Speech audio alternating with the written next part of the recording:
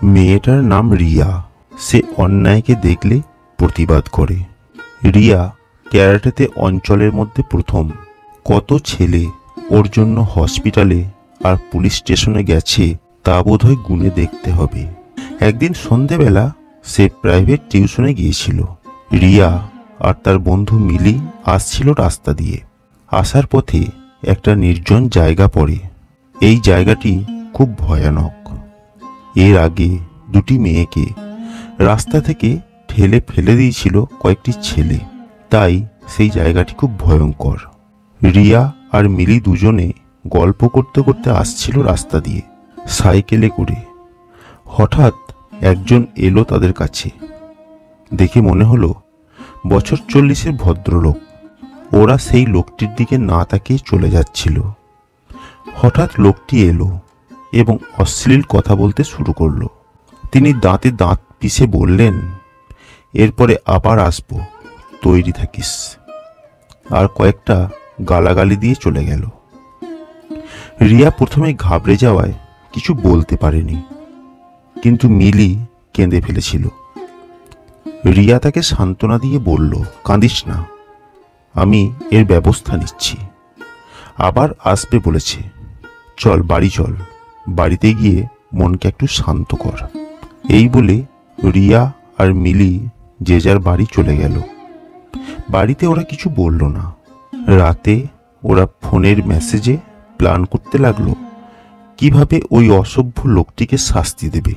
সেই প্ল্যান করতে লাগলো। যথাসময়ে প্ল্যান করে ফেলল রিয়া।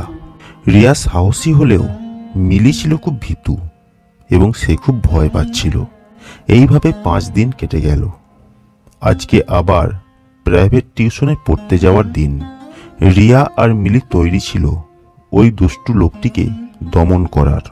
যথাসময়ে তারা প্রাইভেট টিউশনে পড়তে গেল এবং স্যার ছুটি দিলেন। তখন বাড়ি ফিরছিল। ওরা তৈরি ছিল, কারণ যাওয়ার পথে কিছু হয়নি, কিন্তু আসার পথে কিছু একটা ঘটবেই। ওরা যখন এই নির্জন জায়গা দিয়ে ফিরছিল, হঠাৎ করে লোকটা এসে গেল আর সঙ্গে ছিল আরো 2 জন। মিলি প্রথমে ভয় পেয়ে গেল, কিন্তু রিয়া তাকে সামাল দিয়ে লোকটাকে ঘুষি মারল নাকের কাছে এবং সে ক্যারাটে স্টাইলে কিক করলো। ওই লোকটি পড়ে গেল। আরও কিক মারল রিয়া ওই লোক দুটিকে। তারাও মাটিতে পড়ে গেল এবং কাতরাচ্ছিল। ওদের মুখে একটু হাসি ফুটল, কিন্তু কিছুক্ষণ পর যখন পিছন ফিরে রিয়া পুলিশ অফিসারের সঙ্গে ফোনে কথা বলছিল, তখন পিছন থেকে 3 জনের মধ্যে একজন এসে রিয়ার মাথায় মারতে গেল। তখন মিলি ভয় না পেয়ে সাহস করে এসে লোকটার মাথায় মারল লাঠি দিয়ে। লোকটা অজ্ঞান হয়ে পড়ে গেল। তৎক্ষণাৎ পুলিশ অফিসার চলে এসেছে, 2 জনকে অ্যারেস্টও করেছে। ওই যে লোকটি অজ্ঞান হয়ে পড়ে গিয়েছিল তাকে হসপিটালে পাঠানোর ব্যবস্থা করা হলো। কিছুক্ষণ পরে রিয়া অবাক দৃষ্টিতে মিলির দিকে তাকিয়ে বলল, ধন্যবাদ, তোর জন্য আজ আমি জীবিত অবস্থায় আছি। তুই তোর নিজের ভয়কে জয় করেছিস, এতেই আমি খুশি। এই কথা বলে ওরা 2 জন 2 জনকে ধরে কাঁদতে লাগলো। পুলিশ অফিসার এসে 2 জনকে সান্ত্বনা দিলেন এবং কয়েকজন পুলিশকে দিয়ে তাদের সাবধানে বাড়ি পাঠিয়ে দিলেন।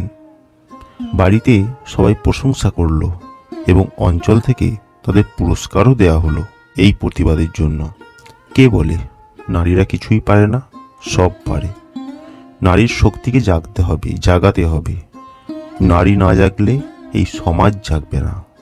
এই গল্পের মধ্য দিয়ে সেই নারী শক্তির জয়ের কথা ঘোষণা করা হলো।